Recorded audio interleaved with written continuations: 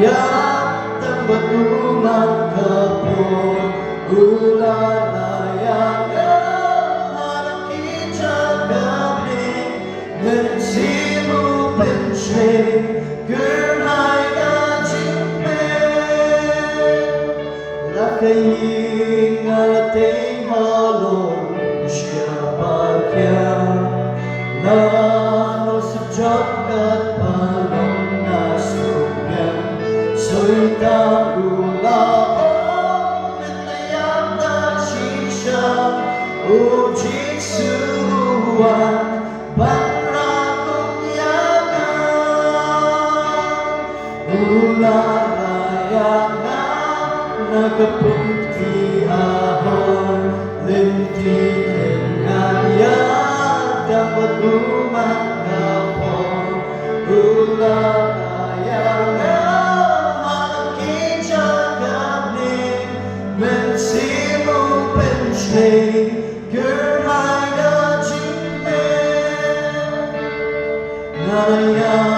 lintik nengka mensinga jiwa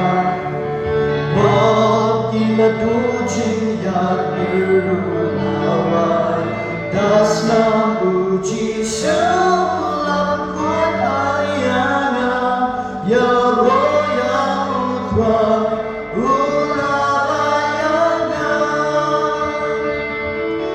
ularayana nagapungti ahon linti kemnganya tambat umat kapon ularayana mensimu pensheng gerhai gajimpe lakayin alatay halong siapa yang nano sejak kat palong nasukyan soy tagula om Metayam ta shisha uji suwan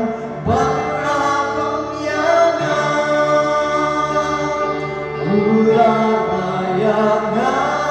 nagapungti ahon linti kemnganya tambat umat kapon ular raya nga malaki jagabning mensimu pensheng gerhai gajimpe naraya lintik nengka wakila dujing yak birulawai das na uji sulam kuat ayana ya roya utwa ularayana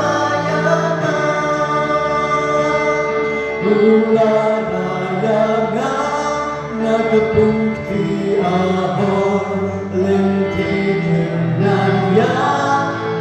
umat kapon ular raya